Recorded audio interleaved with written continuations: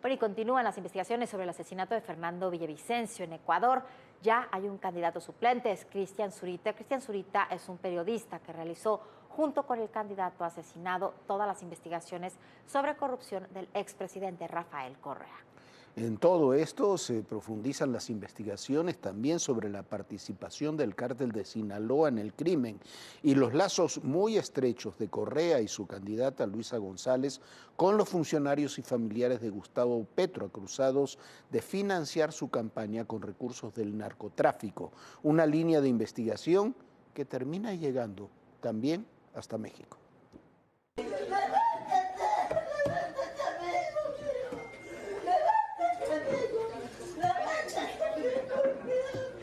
El dirigente del Partido Revolución Ciudadana en la ciudad de Esmeraldas, Pedro Briones, fue asesinado este lunes. La candidata presidencial de ese partido, Luisa González, confirmó la muerte en sus redes sociales.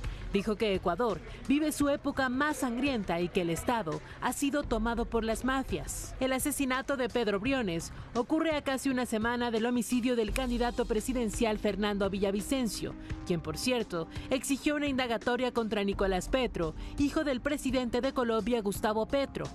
Villavicencio denunció que Nicolás, quien fue imputado por enriquecimiento ilícito junto a su exesposa Daisuris Vázquez, tenía nexos con gente cercana al exmandatario de Ecuador, Rafael Correa, una de ellas, la aspirante asambleísta ecuatoriana Raiza Bulgarin.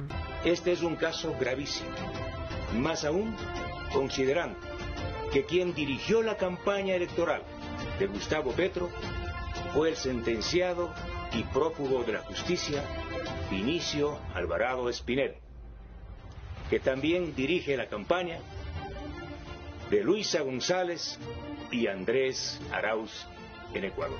Raiza Bulgarin es novia de Camilo Burgos, primo de Nicolás Petro, quien, según la acusación de la Fiscalía colombiana, era quien lavaba los recursos que Nicolás recibía de narcotraficantes y contrabandistas de la costa atlántica de Colombia para apoyar la campaña de su padre. Lo cierto es que el activismo político del expresidente Rafael Correa se ha incrementado en los últimos meses, en su deseo por retomar el poder en Ecuador a través de sus aliados.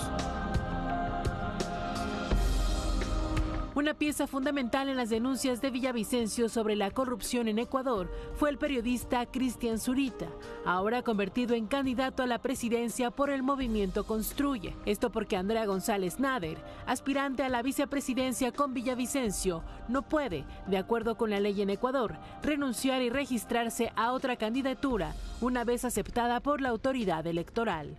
El plan de Fernando, nuestro plan de gobierno, sus ideas están totalmente intactas y las vamos a cumplir. Mientras tanto, una comisión del FBI de Estados Unidos llegó a Ecuador para apoyar en la investigación. La participación del FBI fue solicitada por el propio presidente ecuatoriano Guillermo Lasso. Por lo pronto, las autoridades colombianas entregaron a Ecuador información relacionada con los 6 detenidos, así como del hombre que murió tras el tiroteo y que es acusado de ejecutar los disparos contra Villavicencio. Mientras tanto, el ministro del Interior, Juan Zapata, dijo que se trabaja para identificar al autor intelectual del magnicidio. Desde hace más de 2 años, las autoridades notaron un incremento en el número de asesinatos a manos de sicarios y masacres de grupos de la delincuencia organizada, que el gobierno vincula con bandas internacionales del narcotráfico, sobre todo con el cártel de Sinaloa y el de Jalisco Nueva Generación.